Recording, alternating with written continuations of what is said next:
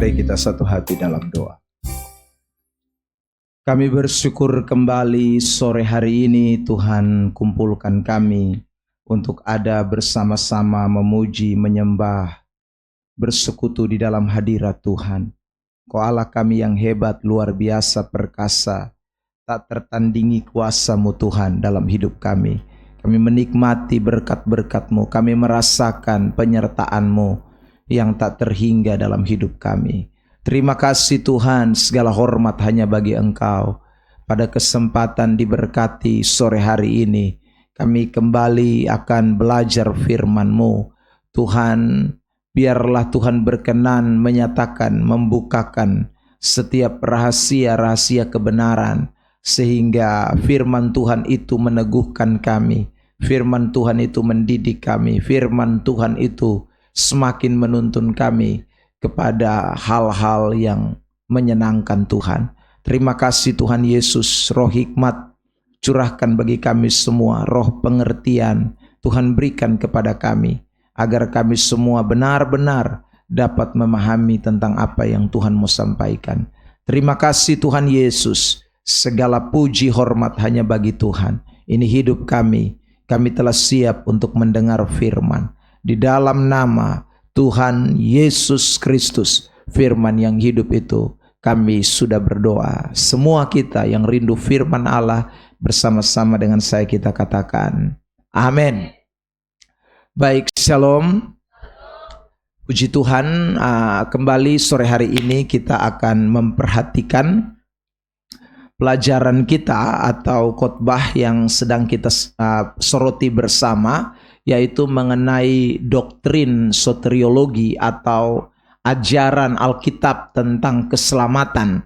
Ini yang sedang kita perhatikan, dan hari ini kita akan melanjutkan itu pada bagian yang kedua tentang ajaran atau doktrin tentang keselamatan ini. Nah, mengapa ini penting, saudara yang terkasih? Sekali lagi saya mau ingatkan kepada kita semua bahwa salah satu kebutuhan yang paling primer ya, atau kebutuhan utama di dalam hidup seseorang itu adalah tentang bagaimana akhir hidupnya ya, tentang akhir dari hidupnya. Jadi saudara, kita hidup ini kan bukan hanya untuk sekarang tetapi untuk akan datang. Karena itu meski kita sudah memenuhi seluruh kebutuhan-kebutuhan hidup kita di masa sekarang ini atau di hari yang Tuhan percayakan kita ada ini, namun kita juga membutuhkan yang nanti kelak, kebutuhan yang akan datang. Nah, kita bicara soal kebutuhan yang akan datang, maka itu erat kaitannya dengan soal keselamatan. Karena yang akan datang itu hanya ada dua tempat, saudara, sorga atau neraka. Nah, kalau semua orang diberikan pilihan mau sorga atau neraka, saudara, semua orang kepengen yang sorga, tidak mau yang neraka. Tetapi itu dua tempat itu tidak akan kosong, saudara. Entah itu semua orang mau sorga, itu tidak berarti neraka tidak akan ada orang.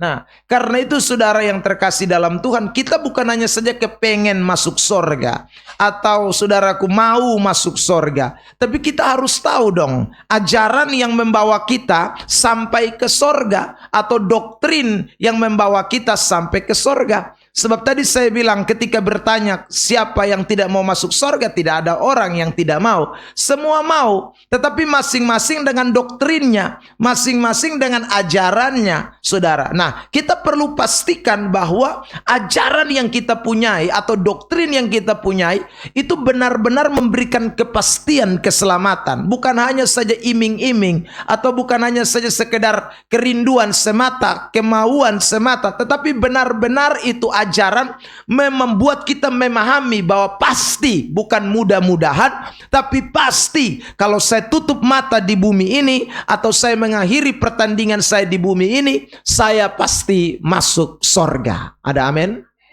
Nah, ini yang penting sehingga hari-hari ini kita mesti memahami tentang ajaran itu. Nah, saudara yang terkasih, minggu lalu saya sudah membahas tentang panggilan keselamatan. Ya, panggilan keselamatan itu terbagi menjadi dua bagian. Sekedar saya mengingatkan kembali kepada kita, yaitu mengenai external calling atau panggilan keselamatan yang datang dari luar, dan kemudian ada internal calling atau panggilan keselamatan yang datang dari dalam. Dan kita semua sudah belajar panjang lebar tentang bagaimana external calling yang merupakan andil daripada manusia atau bagian daripada kita aktif. Tetapi internal calling itu bagian dari mana Tuhan yang bekerja di dalam diri seseorang, memanggil orang itu ya untuk menjadi orang percaya, memanggil orang itu untuk saudaraku ada di dalam kemauan Tuhan, dibukakan hatinya untuk dengar firman dan lain sebagainya. Itu adalah bagian dari internal calling. Nah, saudara, baik, hari ini kita akan lanjutkan bagian yang kedua, yaitu tentang kelahiran baru, ya, atau regeneration, ya, saudara, kelahiran baru, kelahiran kembali. Nah, saudara, istilah ini adalah suatu istilah yang tidak asing di telinga orang Kristen, ya. Kalau kita sering mendengar istilah ini dalam khotbah-khotbah atau dalam pernyataan-pernyataan, orang sering kali menyebut yang namanya kelahiran baru. Nah, tetapi arti dari kelahiran baru ini, saudara, seringkali juga disalahartikan. Ya, kenapa saya sebut disalahartikan? Karena ada orang yang bilang, oh, kelahiran baru itu kalau orang dibaptis dulu. Kalau belum baptis maka itu belum lahir baru. Saudara yang terkasih dalam Tuhan, kelahiran baru itu tidak ada kaitannya dengan soal baptisan, ya. Kelahiran baru itu tidak ada kaitannya dengan soal seseorang itu di CD juga. Itu tidak ada kaitan. Saudara yang terkasih dalam Tuhan. Jadi kenapa kelahiran baru itu tidak ada kaitan dengan CD, tidak ada kaitan dengan dibaptis? Nah, ini perlu kita pahami, saudara. Sehingga wawasan kita berpikir tentang Alkitab atau tentang konteks keselamatan itu benar-benar sesuai dengan apa yang Alkitab katakan. Orang yang berkata bahwa kelahiran baru itu identik dengan, saudaraku, baptisan air, itu memakai ayat di dalam Yohanes pasal 3. Mari kita lihat ayat ini. Injil Yohanes pasal yang ketiga. Ya, coba ditampilkan mulai ayat 1 dan seterusnya. Ya, Yohanes pasal 3. Nah, ini saudara, tentang seorang Farisi yang bernama Nikodemus, seorang pemimpin agama Yahudi, yang waktu itu datang malam-malam. Nanti kalau saudara baca ayat 2 ayat 3, lalu ketemu Yesus, bertanya soal apa? Soal hidup kekal, soal keselamatan, soal kerajaan Allah. Lalu waktu dia bertanya soal hidup kekal, soal kerajaan Allah, Yesus bicara soal kelahiran baru atau regeneration. Yesus bicara soal bagaimana seorang harus mengalami yang namanya kelahiran kembali. Nah, waktu Yesus bicara begitu, lalu kemudian Nikodemus ini bertanya. Nanti kita lihat itu cerita, saudara. Nikodemus tanya Yesus, bagaimana saya sutua nih mau lahir kembali dari karmana, basa beta mus masuk di beta pung rahim ibu, lalu kemudian dilahirkan ulang. Itu rasanya kan tidak mungkin, Tuhan. Lalu Yesus bilang, bukan, kamu bukan lahir dari daging, dari darah dan daging, tetapi kamu harus lahir dari air dan roh. Nah, waktu orang baca kalimat ini, dilahirkan dari air dan roh, di Yohanes 3 ayat 5 itu, saudara yang terkasih dalam Tuhan, maka muncullah penafsiran bahwa oh, berarti dilahirkan kembali itu harus baptis dalam air dulu. Kalau belum baptis air, maka belum dilahirkan kembali. Ini adalah, saudaraku, tafsiran yang tidak sesuai dengan konteks. Kenapa tidak sesuai dengan konteks, saudara yang terkasih dalam Tuhan? Air di sini tidak dibicarakan soal baptisan. Saudara bisa selidiki sampai akhir dari ayat ini, Yohanes pasal 3. Tidak ada, saudaraku, indikasi bahwa Yesus kemudian membaptis Nikodemus. Tidak ada, saudara yang terkasih. Berarti air di sini bicara soal simbol atau lambang, bukan memiliki arti hurufiah yang membuat orang kemudian menafsirkan atau mengartikan bahwa air di sini berarti harus baptis air.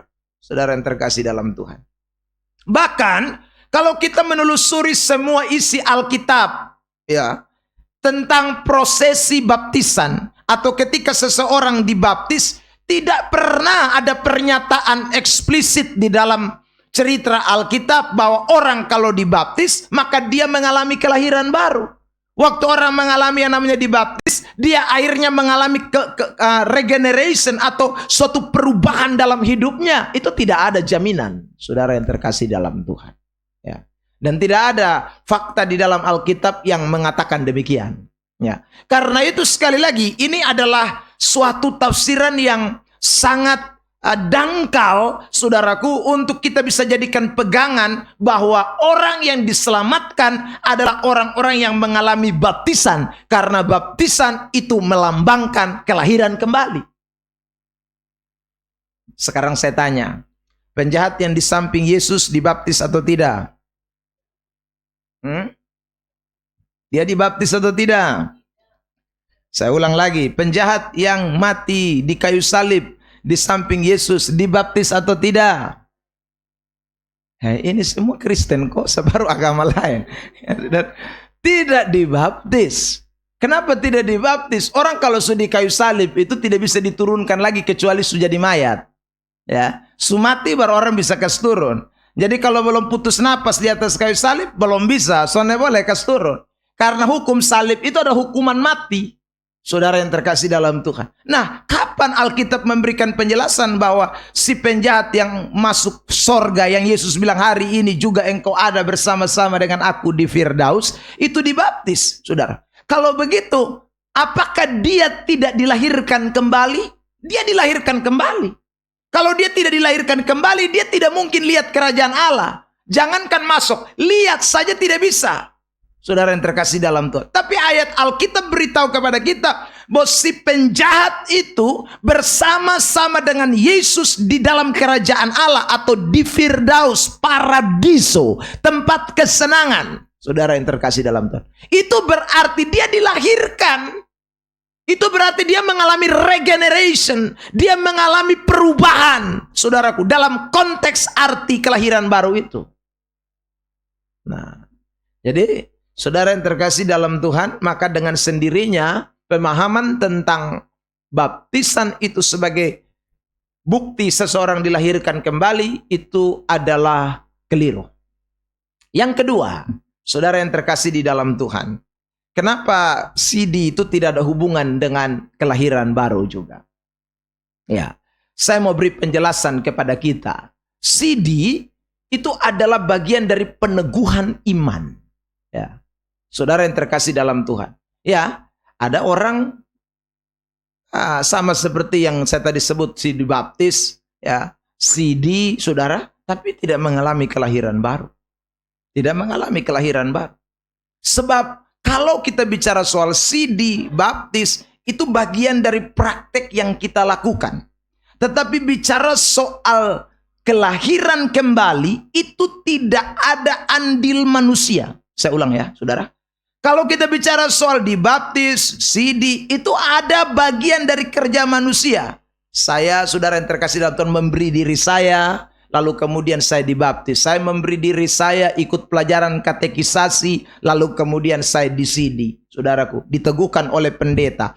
Tapi regeneration atau kelahiran kembali, itu tidak ada campur tangan manusia. Itu terjadi hanya satu karya, yaitu Allah sendiri, Tuhan sendiri yang bekerja di dalam diri orang itu. Itu namanya kelahiran baru. Maka sekarang saya tunjukkan ayat-ayat ini buat kita semua, tentang ayat-ayat yang mengatakan bahwa kelahiran kembali itu, saudara, adalah bukti total kerja Tuhan di dalam hidup kita sekalian. Mari kita perhatikan, saudaraku, Yohanes 1 ayat 13 lebih dulu. Yohanes 1 ayat 13. Oke, sama-sama kita baca. Yohanes 1 ayat 13. 1, 2, 3. Orang-orang yang diperanakan bukan pula secara jasmani oleh keinginan seorang laki-laki, melainkan dari siapa? Nah, saudara garis bawahi itu kalimat. Jadi kita diperanakan bukan dari darah dan daging, saudaraku. Kita bukan diperanakan juga secara jasmani oleh keinginan seorang laki-laki, tetapi dikatakan dari Allah. Itu yang namanya kelahiran baru. Jadi saya ulang, Allah yang bekerja di sana. Lihat lagi ayat ini, saudaraku. Titus pasal yang ketiga ayat 5. Titus pasal 3 ayat 5. Sama-sama kita baca dalam hitungan ketiga. 1, 2, 3. Pada waktu itu Dia telah menyelamatkan kita, bukan karena perbuatan baik yang telah kita lakukan, tetapi karena rahmat-Nya, oleh permandian kelahiran kembali dan oleh pembaharuan yang dikerjakan oleh siapa? Roh Kudus. Ya, sudah lihat itu, dikatakan permandian kelahiran kembali oleh siapa itu? Oleh Roh Kudus yang mengerjakan kepada kita. Jadi tidak ada kerja manusia di sana, tapi ini adalah pekerjaan Allah semata. Lihat lagi 1 Petrus pasal 1 ayat yang ketiga. 1 Petrus pasal 1 ayat yang ketiga. Kita baca bersama-sama di dalam hitungan ketiga. 1, 2, 3. Terpujilah Allah dan Bapa Tuhan kita, Yesus Kristus, yang karena rahmat-Nya yang besar telah melahirkan kita kembali oleh kebangkitan Yesus Kristus dari antara orang mati kepada suatu hidup yang penuh pengharapan. Jadi lihat itu, oleh kebangkitan Yesus Kristus. Jadi bukan oleh kita. Kelahiran kembali itu sekali lagi dikerjakan oleh Allah. Yohanes 3 tadi mengatakan, saudara, Yohanes 1 ayat 13 tadi mengatakan. Lalu yang kedua Titus mengatakan oleh Roh Kudus. Lalu kemudian yang ketiga Petrus mengatakan oleh kebangkitan Yesus Kristus. Ini bicara apa? Tritunggal Allah. Jadi saudaraku, otomatis bahwa semua orang yang menjadi percaya kepada Yesus, yang kemudian mengalami kelahiran kembali, itu mutlak kerja Allah Tritunggal di dalam dirinya. Ada amin? Saudara yang terkasih di dalam Tuhan, kenapa kita tidak bisa lahir baru dari diri kita? Itu pertanyaan yang harus kita jawab. Kok kenapa harus Allah yang melahirbarukan kita? Saudara yang terkasih di dalam Tuhan Yesus Kristus, analoginya sederhana begini, saudaraku. Siapa di antara kita yang hari ini lahir karena dia punya kemauan sendiri? Bapak memang dulu sebelum saya lahir itu, ya, saya sudah bercita-cita. Ya, seandainya umur saya sekarang 43 tahun, saya bilang sebelum 43 tahun yang lalu, ya saudara, saya sudah bercita-cita untuk lahir lewat papa orang Alor, mama orang Timor, ya saudaraku. Lalu lahir di tempat yang namanya saudara Pontianak, dibesarkan ya saudaraku di sini dan di situ. Ada saudara pernah berpikir begitu? Ada? Kalau ada, maka kalau ada seperti itu, saya akan bilang sama Tuhan, Tuhan, sebelum saya lahir, ya tahu saudara, saya minta papa saya orang kaya raya sedunia, ya tahu saudara. Ya mama saya itu kalau bisa dia tuh ya orang yang pokoknya cantik tak terkalahkan di antara seluruh wanita yang ada di ini dunia. Saya akan pilih, saudara.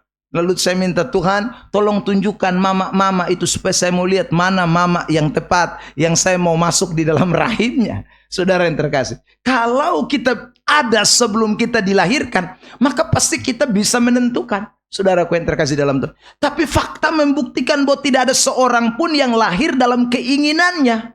Tidak ada seorang pun yang saudaraku bisa ada di dalam dunia ini tanpa saudaraku ada satu pekerjaan dari yang tidak kelihatan itu. Maka sama seperti kelahiran jasmani itu tidak ada andil siapapun, maka demikian juga dengan kelahiran baru itu tidak ada andil saudara dan saya. Mutlak kerja Allah di dalam diri kita sekalian. Ada amin? Nah, itu penting sekali, saudara yang terkasih dalam Tuhan. Nah, kenapa yang kedua, saudara, kita tidak bisa menentukan bagaimana kita harus mengalami regeneration atau kelahiran baru? Karena, saudaraku, status kita sebelum kita mengalami kelahiran baru, sebelum kita lahir, status kita itu adalah mati. Ya, saudara. Status saudara dan saya itu adalah mati. Mati itu sama dengan kosong. Kosong itu sama dengan tidak ada. Itu status kita. Lihat ayat ini, saudara yang terkasih di dalam Tuhan. Kita mau baca kitab Efesus pasal yang ke 2 ayat 1. Ya, mari kita lihat ayat ini. Efesus pasal yang kedua ayat yang pertama. Efesus pasal 2 ayat yang pertama. Ya. Kita baca sama-sama. 1, 2, 3. Kamu dahulu sudah mati. Jadi kita semua ini mati dulu. Jadi kalau saudara bisa dilahirkan kembali, itu karena Tuhan. Mati, saya ulang lagi, itu sama dengan tidak ada sama dengan kosong. Nah, kita ini mati. Saudara yang terkasih dalam Tuhan. Maka tidak ada seorang pun yang bisa mengalami yang namanya regeneration kalau bukan Tuhan yang bekerja. Ingat kemarin saya bicara, minggu lalu saya bicara soal internal calling. Bagaimana Tuhan memulai panggilannya dalam hidup saudara dan saya. Tuhan mulai berkarya dalam hidup saudara dan saya. Dialah yang meregenerasi kita. Dialah yang melakukan itu buat saudara dan saya. Dan sebagaimana saudaraku kita lahir itu, ada dua proses, ada dua tahapan yang terjadi. Tahapan yang pertama itu disebut dengan pembuahan atau pembenihan. Saudara yang terkasih dalam Tuhan. Ebenezer bisa ada itu karena terjadi pembuahan. Saudara, sel sperma dan sel telur. Sehingga kemudian sudah terbentuklah embrio, zigot. Dan kemudian sudah itu di dalam rahim ibu saya. Dan besar di sana. Lalu kemudian melahirkanlah saya, Ebenezer Playmo itu. Pembuahan itu proses, saudara, pertama. Lalu setelah pembuahan baru ada yang namanya kelahiran. Maka regeneration itu sudah dimulai dari yang namanya pembuahan. Nah, sekarang kita lihat secara rohani juga demikian. Nah, saya mau tunjukkan dulu ayat tentang pembuahan secara rohani, ya. Tuhan mengerjakan ini di dalam hidup saudara dan saya. Waktu saudara tidak ada, saudara mati, ya. Waktu saudara dan saya masih belum kenal Tuhan, waktu saudara dan saya Kristen KTP, ya. Saudara, kita belum mengalami regeneration. Tuhan melakukan yang namanya pembuahan dalam diri saudara dan saya. Lihat Yakobus pasal 1 ayat yang ke-18. Yakobus pasal 1 ayat 18. Mari kita mau baca teks ini, ya. Yakobus pasal 1 ayat yang ke-18. 1, 2, 3. Atas kehendaknya sendiri Ia telah menjadikan kita oleh firman kebenaran, supaya kita pada tingkat yang tertentu menjadi anak sulung di antara semua ciptaan. Garis bawah, kehendaknya sendiri, tidak ada provokasi siapapun. Kehendaknya sendiri, kedaulatannya, Ia telah menjadikan. Kata menjadikan di sana dipakai kata apokueo, atau Dia telah membuahi. Dia telah, saudaraku, membenihkan kita oleh firman kebenaran, supaya kita pada tingkat tertentu menjadi anak, dilahirkan di antara semua ciptaannya. Jadi saudara yang terkasih dalam Tuhan, bersyukurlah karena Tuhan telah memiliki kehendak dari dirinya sendiri. Lalu dia bilang, saya mau buahi yang namanya Ebenezer. Saya mau buahi yang namanya, saudaraku, siapa lagi di antara saudara kita semua ini? Ya, itu kemauan Tuhan, itu kehendak Tuhan. Dia buahi kita dengan firman-Nya, dengan kebenarannya. Saudara yang terkasih di dalam Tuhan. Sehingga kita bisa mengalami yang namanya awal cikal bakal. Ya, dalam bahasa biologisnya yang tadi saya sebut zigot atau embrio itu, saudaraku. Kita bisa menjadi cikal bakal ciptaan. Itu karena ada Tuhan yang mau menjadikan saudara dan saya. Dia mau membuahi kita. Sama seperti tadi saya bilang, saudara tidak punya keinginan untuk datang, tapi papa mama kita lewat pembuahan sel sperma itu, saudaraku, dan sel telur yang bergabung, akhirnya terbentuklah janin itu yang namanya saudara dan saya. Saudara yang terkasih dalam Tuhan. Nah, itu kelahiran baru. Jadi ini satu proses yang tidak ada sekali lagi campur tangan manusia di dalamnya. Ini mutlak kehendak Tuhan atau kemauan Tuhan. Satu ayat lagi, saudara lihat ini tentang bagaimana Tuhan melakukan pembuahan bagi hidup kerohanian kita. 1 Yohanes 3 ayat 9. 1 Yohanes 3 ayat 9. Mari kita baca ini ayat ya. 1 Yohanes 3 ayat 9. Ya, dalam hitungan ketiga, 1, 2, 3. Setiap orang yang lahir dari Allah tidak berbuat dosa lagi, sebab benih ilahi tetap ada dalam dia, dan ia tidak dapat berbuat dosa karena ia lahir dari Allah. Garis bawah kata benih ilahi. Kata benih itu dari bahasa Yunaninya sperma. Saudara yang terkasih dalam Tuhan, apa itu sperma? Yang akan membuahi. Jadi saudara lihat, Tuhan itu memiliki benih. Ya. Dia yang melakukan itu saudara dalam hidup kita. Dia yang membuahi hidup saudara dan saya. Dia yang membentuk kita. Melahirkan kita, saudara yang terkasih di dalam Tuhan. Nah, dari sini kita bisa memahami sekarang. Bisakah orang selamat tanpa Allah? Saudara yang terkasih dalam Tuhan.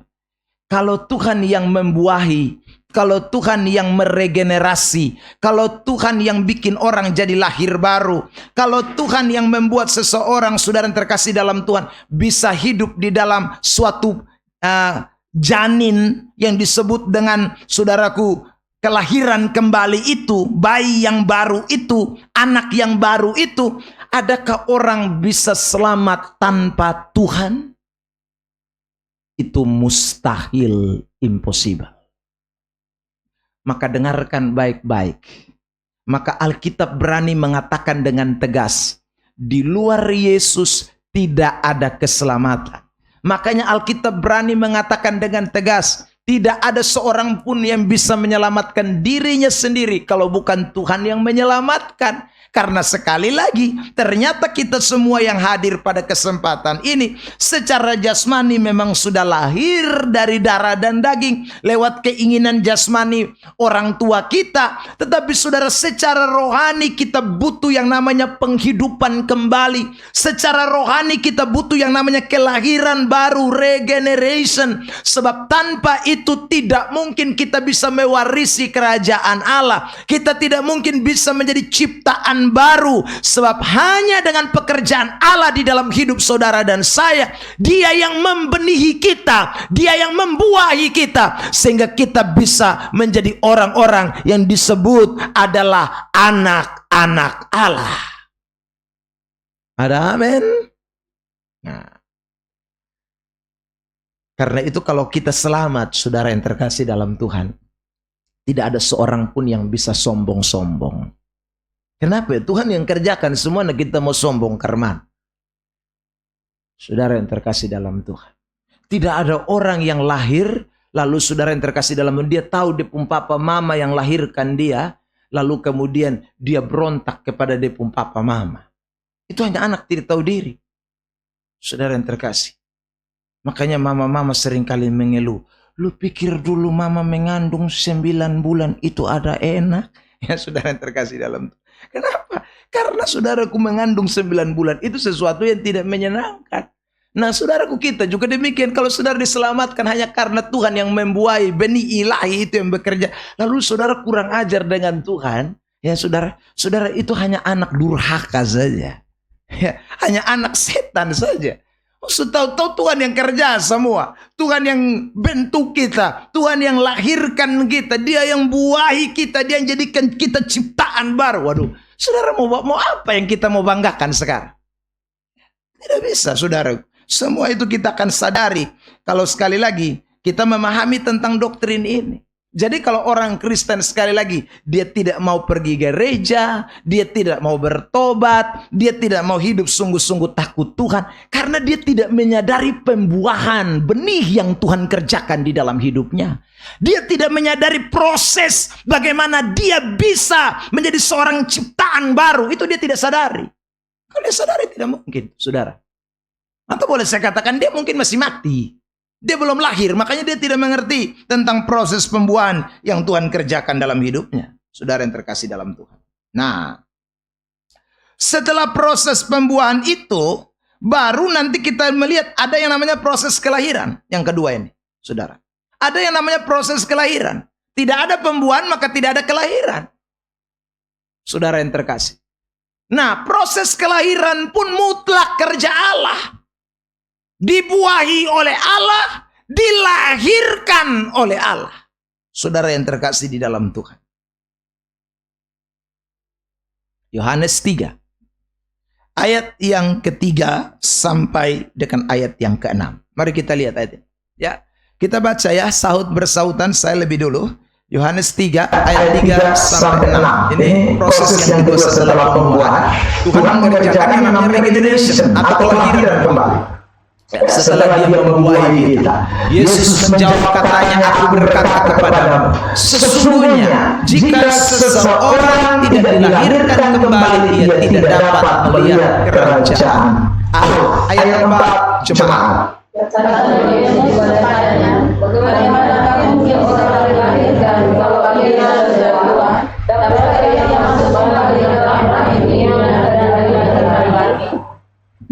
Jawab Yesus, aku berkata kepadamu, sesungguhnya jika seorang tidak dilahirkan dari air dan roh, ia tidak dapat masuk ke dalam kerajaan Allah. Ayat 6 menjadi penting. Ya, jemaat, 1, 2, 3.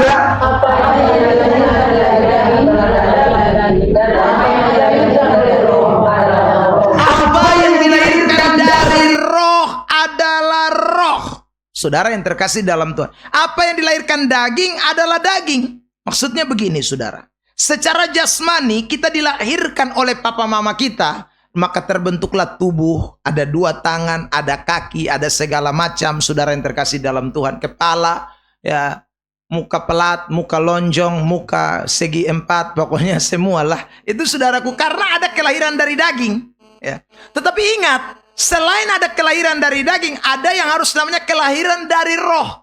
Karena Alkitab berkata darah dan daging tidak akan mewarisi kerajaan Allah. Saudara yang terkasih dalam Tuhan. Jadi Anda jangan pikir bahwa nanti surga itu tampung saudara dan saya punya daging sekarang. Tidak, saudaraku. Daging tidak bisa mewarisi kerajaan Allah. Roh itu yang akan mewarisi kerajaan Allah. Karena itu roh harus juga mengalami kelahiran. Sebagaimana daging mengalami kelahiran, maka roh juga harus dilahirkan. Nah, bagaimana roh bisa dilahirkan? Dilahirkan dari roh. Tidak bisa dari yang lain. Saudara yang terkasih di dalam Tuhan. Maka itulah, saudara dan saya jadi orang Kristen itu, kita bukan hanya saja punya tubuh yang hidup, tetapi roh yang hidup. Tubuh yang hidup sekali lagi karena kita lahir dari papa mama kita, tapi roh yang hidup karena Allah yang melahirkan saudara dan saya. Makanya Yesus pernah berkata dalam Injil Matius pasal 26. Yesus bilang begini, ingat bahwa saudaraku, ya, roh itu penurut, tetapi daging itu apa? Lemah. Saudara yang terkasih, makanya kalau orang belum mengalami kelahiran baru, Roh Kudus belum memperbaharui rohnya, atau Allah belum memperbaharui rohnya, manusia batinianya, saudara yang terkasih dalam Tuhan, maka dia tidak mungkin bisa melakukan apa yang menjadi kehendak Allah. Dia tidak mungkin bisa hidup di dalam Tuhan dengan sungguh-sungguh, karena roh kamu lemah. Daging kamu, saudaraku yang terkasih dalam Tuhan, lemah. Rohmu memang kepengen, tetapi kalau daging menguasai engkau, engkau tidak akan bisa menuruti apa yang dikehendaki oleh roh, kecuali rohmu dibaharui dulu. Saudara yang terkasih dalam Tuhan. Tadi saya khotbah di LP Penfui, saudaraku. Ya, saya cerita, saudara yang terkasih dalam Tuhan. Saya dulu juga sudah sering khotbah di sana. Saya ketemu dengan seorang pencuri motor. Ya, saudara. Dia sekarang tidak ada lagi. Saya lihat dia muka sudah tidak ada. Nah, kenapa saya ketemu dengan dia dan saya bertanya, saudara? Karena hampir kurang lebih 2 tahun apa 3 tahun saya melayani di LP pada waktu itu, saudara. Tadi saya cerita di LP. Saya hampir, saudaraku, berturut-turut ketemu orang yang sama. Padahal saya ingat, saudaraku, 2 tahun atau 3 tahun yang sebelumnya itu, saya ketemu dia dan dia minta, "Pak, tolong doakan saya karena saya sebentar lagi sudah keluar." Tiba-tiba saya datang lagi, saudaraku. Dia ada lagi orang itu. Ya, saudara. Kok dia ada lagi? Ya, ini saya penasaran. Saya lalu ketemu dia, saya tanya, "Kenapa kok Pak balik lagi? Kasus apa lagi?" "Bapak, kasus yang sama." "Kok kenapa kasus sama lagi?" Ya. Dia bilang, "Bapak, beta ini ke mana kok? Beta kalau lihat orang pemotor parkir nganggur-nganggur itu beson bisa lihat." Saudara lihat. Jadi orang pemotor parkir dia mus bagatal kopi ame. Saudara. Apalagi kalau kunci gantong. Oh, Bapak, itu dalam sekejap mata maka pasti hilang. Maka Bapak beta giliran itu makanya beta masuk lagi ini ya, saudara yang terkasih dalam Tuhan. Ya, saudara lihat. Lalu saya tanya dia, "Kok kenapa kau lusun tobat-tobat? Bukankah masuk di ini tempat ini tidak enak, ya, tidak menyenangkan?" Saudaraku, dia bilang, "Memang betul Bapak. Beta juga pengen begitu, tapi itu yang tadi beta bilang. Setiap kali beta lihat orang pemotor parkir, dia tuan tidak ada, beta pasti akan punya, saudaraku, keinginan untuk mencuri itu tinggi sekali." Saudara yang terkasih, lihat. Artinya begini, roh kepengen tidak curi, tapi daging suruh curi. Kenapa? Karena roh belum dilahirkan. Kalau roh belum dilahirkan, maka saudara yang terkasih dalam Tuhan, keinginanmu itu akan menjadi cuma sekedar keinginan. Mau bertobat akan hanya sekedar mau bertobat tanpa akan terjadi pertobatan. Sebab yang bisa membuat saudara mengalami perubahan itu kalau rohmu dibaharui lebih dahulu. Ada amin? Dan itu Tuhan yang kerja. Maka tadi saya pesan sama mereka semua. Sebelum saya altar call, saudara saya bilang, ingat, jangan hanya maju, saudaraku, kalau kamu tidak betul-betul mau memberikan hidupmu kepada Tuhan. Sebab hanya Tuhan yang bisa buat orang lahir baru. Regeneration itu tidak terjadi karena manusia. Meskipun saya ulang, kita punya bagian eksternal itu yang minggu lalu saya sudah sampaikan. Kita beritakan Injil, kita melakukan apa saja yang Tuhan kehendaki, saudaraku. Ya, bersaksi kepada orang banyak. Tapi kalau Tuhan tidak mau meregenerasi, susah juga, saudara yang terkasih dalam Tuhan. Maka betapa pentingnya kelahiran itu hanya bisa terjadi kalau Allah bekerja di sana. Allah membuahi, Allah yang juga melahirkan. Saudara yang terkasih dalam Tuhan, lihat 1 Yohanes 5 ayat 1. Ini ayat juga mengatakan hal yang serupa. Tuhan yang melahirkan kita. 1 Yohanes 5 ayat 1. Oke. 1, 2, 3. Setiap orang yang percaya bahwa Yesus adalah Kristus lahir dari Allah.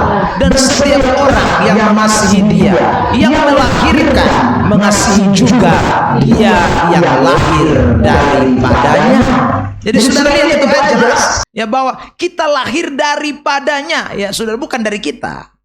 Saudara yang terkasih dalam Tuhan, di ayat yang pertama, Yohanes 5 ayat 1 bagian A, setiap orang yang percaya bahwa Yesus adalah Kristus lahir dari Allah. Berarti begini, saudara, iman atau percaya itu belum ada kalau orang itu belum dilahirkan dulu. Ya. Sebab hanya orang-orang yang dilahirkan yang percaya bahwa Yesus adalah Kristus di dalam hidupnya. Saudara yang terkasih dalam Tuhan. Jadi kalau Donditan, Iksan Mokoginta, siapa lagi? Dr. Lee, terus siapa lagi ya? Ruben Onsu. Saya ingat dulu ini mualaf dong. Ya saudara yang terkasih dalam Tuhan. Itu berarti mereka tidak dilahirkan. Yahya Waloni. Mereka itu saudara tidak dilahirkan dari Allah. Sebab mereka tidak percaya Yesus adalah Kristus. Yesus adalah Mesias, Yesus adalah anak Allah. Saudara yang terkasih, mereka tidak percaya. Itu berarti mereka tidak dilahirkan dari Allah. Sebab orang kalau dilahirkan dari Allah, dia percaya bahwa Yesus adalah Kristus. Sampai mati dia percaya itu. Kalau dia betul-betul dilahirkan oleh Allah. Ada amin? Kalau begitu sekarang saya tanya, adakah orang Kristen KTP atau tidak? Ada. Saudara yang terkasih dalam Tuhan, nanti semua Kristen KTP akan menyangkal Yesus. Pelan-pelan. Semua itu pelan-pelan akan ikut. Donditan akan ikut. Ruben Onsu akan ikut. Itu Yahya Waloni akan ikut. Satu lagi Kainama. Kainama nih, saya bisa lupa dia nih. Itu saudara yang terkasih dalam. Itu akan ikut semua tuh. Ya. Karena mereka tidak dilahirkan dari Allah. Kalau mereka dilahirkan dari Allah, mereka tidak akan pernah tinggalkan imannya. Mereka akan percaya Yesus sampai akhir hidup mereka. Ada amin? Ada amin? Bilang samping kiri kanan, pastikan kamu betul-betul percaya dari lahir baru. Amin ya saudara? Kalau tidak nanti kamu juga mualaf. Itu pasti. Saudara yang terkasih dalam Tuhan. Itu pasti. Ya. Hanya tinggal tunggu waktu saja. Sekarang dia masih pergi gereja, dia masih haleluya, ya masih tunggu nanti, ya saudara. Karena dia tidak termasuk sungguh-sungguh di antara kita. Lihat 1 Yohanes 2 ayat 19. Perhatikan ayat ini. 1 Yohanes 2 ayat 19. Yuk kita baca bersama-sama dalam hitungan ketiga. 1, 2, 3. Memang mereka berasal dari antara kita, tetapi mereka tidak sungguh-sungguh termasuk pada kita. Sebab jika mereka sungguh-sungguh termasuk pada kita, niscaya mereka tetap bersama-sama dengan kita. Tetapi hal itu terjadi supaya menjadi nyata bahwa tidak semua mereka sungguh-sungguh termasuk pada kita. Amin. Itu ingat baik-baik. Maka saya ulang lagi saudara yang terkasih dalam Tuhan, kita butuh yang namanya Roh Kudus lahir barukan kita. Kita butuh yang namanya Allah melahirkan baru kita. Sebab waktu kita dilahirkan oleh Allah, iman kita bukan iman ece-ece. Iman kita bukan hanya sekadar pengakuan, tapi iman kita membuktikan kesungguhan kita percaya dan beriman kepada Kristus. Ada amin? Terakhir, yang ketiga. Saudara, setelah orang itu mengalami yang namanya pembuahan, saudara, lalu kemudian dilahirkan, maka saudara, orang yang sudah dilahirkan itu pasti akan menunjukkan tanda-tanda atau ciri-ciri bahwa dia benar-benar mengalami yang namanya regenerasi atau mengalami kelahiran baru. Nah, saudara, ada 3 tanda atau 3 ciri yang saya mau seberangkan bagi kita sore hari ini. Yang pertama, saudara yang terkasih dalam Tuhan, orang yang mengalami regeneration atau dilahirkan dari Allah, dibuahi oleh Allah, saudara yang terkasih dalam Tuhan, dia akan memiliki rasa lapar dan haus akan firman Allah. Ada amin? Ya, saudara yang terkasih dalam Tuhan, sekarang kita lihat ayatnya 1 Petrus 2 ayat 2. 1 Petrus 2 ayat 2. Sama-sama ya, kita baca ayat ini. 1 Petrus 2 ayat 2. 1, 2, 3. Dan jadilah sama seperti bayi yang baru lahir, yang selalu ingin apa? Dan yang rohani, supaya olehnya kamu bertumbuh dan beroleh keselamatan. Air susu yang murni dan yang rohani itu bicara apa? Ya, firman Tuhan. Bicara soal air Alkitab, bicara soal saudaraku 66 bagian firman Tuhan yang kita punya itu.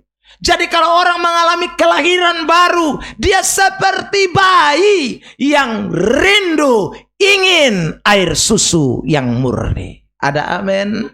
Ada amin? Oh, saudara yang terkasih dalam Tuhan, ada tidak bayi yang tidak kepengen minum susu? Itu bayi apaan itu? Saudara yang terkasih dalam Tuhan, begitu dia begitu lahir dari ibunya, saudara yang terkasih, kita tidak pernah kasih tahu, ya saudara, ya, bahwa ingat nanti kalau lusu lahir tete ya. Tidak ada saudara. Begitu taruh di depu mama pun sini, dia langsung begitu tuh saudara lihat. Dia langsung kepengen air susu. Kalau dia tidak dapat minum saudara terkasih, dia akan menangis sejadi-jadinya. Ya. Anak kecil itu orang bilang menangis itu hanya ada dua. Satu, lapar, dan yang kedua pipis. Ya saudara. Nah, secara rohani begitu. Kalau kita benar-benar mengalami yang namanya kelahiran baru, maka kita akan terus rindu, haus akan air susu yang murni, yaitu firman Tuhan. Beri tepuk tangan terbaik buat Tuhan Yesus. Jadi kalau saudara sudah mengalami yang namanya regeneration, saudara yang terkasih dalam Tuhan, atau saudara mengalami kelahiran baru, Allah melahirkan baru saudara, saudara tidak akan pernah saudaraku rasa puas yang namanya baca Alkitab, dengar khotbah, saudara belajar firman, saudara tidak akan pernah rasa puas seperti bayi yang rindu air susu yang murni. Tapi kalau saudara belum dilahirkan kembali, saudara akan bosan, saudara akan tidak suka, saudara tidak punya kerinduan, tidak ada keinginan akan firman Allah. Itu tanda bahwa kau belum lahir baru. Amin. Saudara yang terkasih dalam Tuhan. Tidak ada orang lahir baru. Ya saudara, malas baca Alkitab. Waduh, itu lahir baru apa itu? Bapak saya subaptis di Sungai Yordan. Omong kosong. Saudara yang terkasih, maka saya bilang itu bukan jaminan. Bapak saya waktu dibaptis itu bukan hanya saja percik, selam pun saya sudah bahkan 3 kali Pak.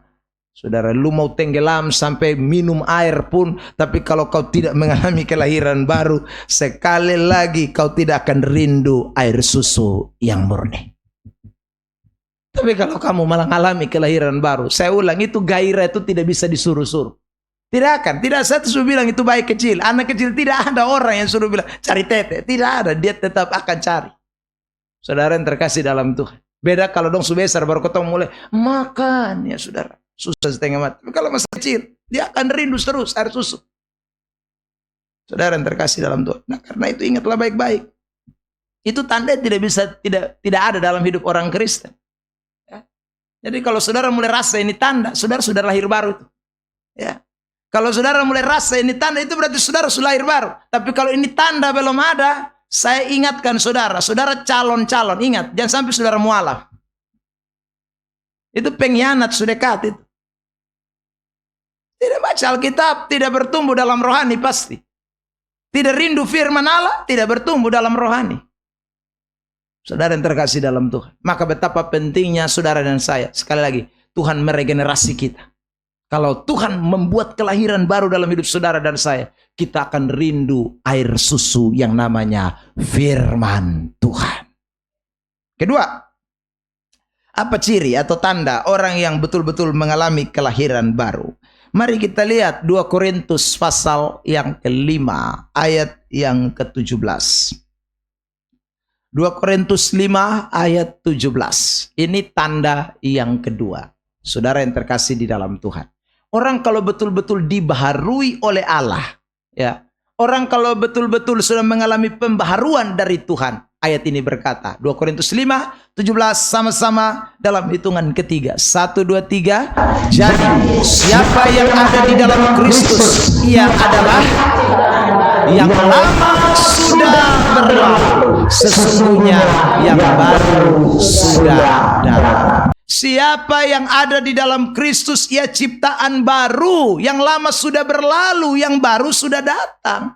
Jadi saudaraku, karena orang kalau sudah dilahirkan kembali, yang lama itu pasti akan pergi. Yang lama itu saudaraku manusia kedagingan kita. Yang lama itu manusia dosa kita. Yang lama itu manusia saudaraku lama kita.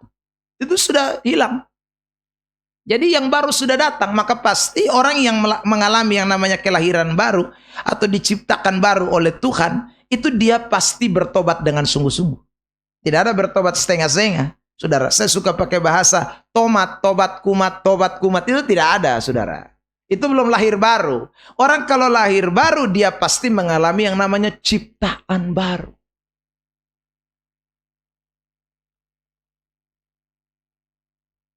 Saya pernah nonton orang prosesi salib, saudara. Lalu ada peran Tuhan Yesus, penjahat 2 orang. Saudara yang terkasih dalam Tuhan. Lalu pas sampai di salib, mereka sudah dipaku, saudara yang terkasih. Lalu kemudian, ini prosesinya ya. Lalu kemudian kasih minum anggur, sama persis semua sudah seperti yang di Alkitab itu. Lambungnya ditusuk, lalu dia berkata, sudah selesai, ke dalam tanganmu kuserahkan nyawaku. Saudara, wih mantap sekali. Saudara yang terkasih dalam Tuhan, tahu-tahu berapa menit kemudian, saudara dia bilang begini, wih sorong rokok dulu, tapi mulut dari tadi sudah asam. Ini Yesus apaan ini? Dari tadi Alkitab semua. Saya pikir itu salah satu perkataan Tuhan Yesus yang dia lupa. Ya, saudara, cepat sorong rokok dulu, tidak tadi mulut sudah asam. Hei, saudaraku, ini gila. Tadi dia peranan Yesus bagus sekali. Tapi ternyata belum bertobat. Saudara yang terkasih, belum bertobat. Lebih parah lagi, selesai itu saudara. Saya pikir lalu kemudian mereka semua pulang. Prajurit Romawi, putri-putri Yerusalem, saudara yang terkasih dalam Tuhan. Kan perannya itu semua toh. Ya penjahat yang disalib tadi 2 orang, Yesus, saudaraku. Semua lalu kemudian kumpul di situ. Ya, dan mereka semua berpesta pora. Ya. Minum mabok sampai saudaraku tidak tahu diri. Padahal tadi saudara lihat Alkitab semua yang diperankan. Aduh Tuhan Yesus Kenapa? Ya karena orang Kristen tapi tidak mengalami yang namanya kelahiran baru. Kalau tidak lahir baru begitu, ciptaan lama. Saudara yang terkasih dalam Tuhan. Itu hanya sekedar ya sinetron orang bilang.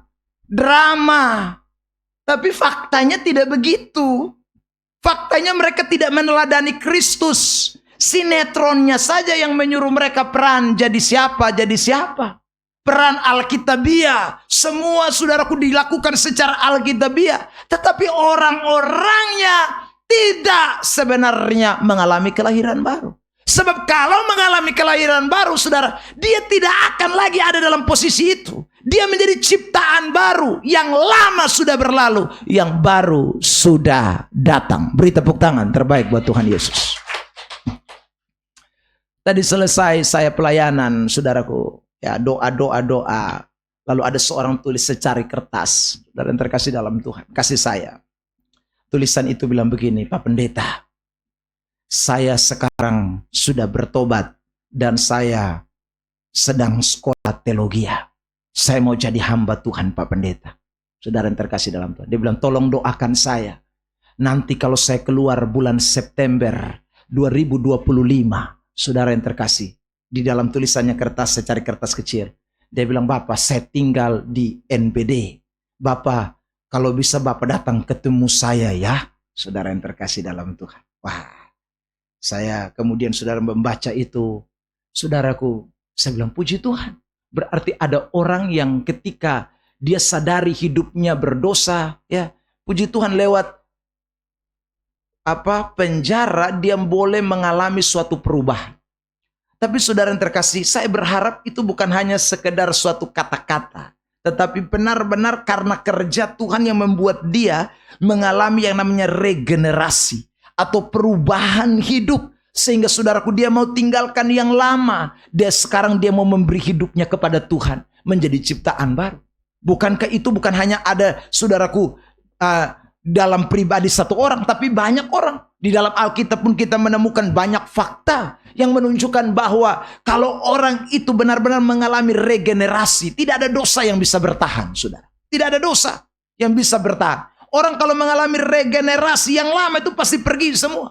Ya, meskipun dia kecanduan narkoba, meskipun dia kecanduan seks, meskipun dia itu kecanduan apalagi pembunuhan, meskipun dia itu kecanduan kriminal, dia itu kecanduan saudaraku alkohol. Tapi kalau orang itu mengalami regenerasi, maka dia pasti akan menjadi ciptaan baru. Amin. Karena saudara, ciptaan baru itu bicara soal transformasi total. Bukan reformasi moral. Saya ulang ya, saudara dengar baik-baik. Saudara yang terkasih dalam Tuhan. Ciptaan baru itu bicara soal transformasi total. Bukan reformasi moral. Sebab kalau cuma pembaruan moral, orang bisa kumat ulang. Ya, ketika situasi tidak mendukung, dia bisa kumat ulang. Saudara yang terkasih. Beberapa hari yang lalu saya lihat di Facebook lagi viral. Orang kaya raya, dokter. Saudara yang terkasih. Kurang apa? Waktu saya lihat dia punya istri cantik. Tapi kenapa kok lu bikin hal yang gila begitu? Ya. Saudara, ini anak lagi tunggu di pembapa sekarat. Ya, saudara yang terkasih dalam Tuhan. Lalu dokter mulai otak bermain. Ya. Suruh ini anak yang jaga. Saudara yang terkasih dalam Tuhan, katanya harus donor darah. Tapi masuk ke ruangan, dikasih pakai pakaian operasi. Saudara, artinya minta maaf, mesti telanjang. Hanya pakai baju operasi saja.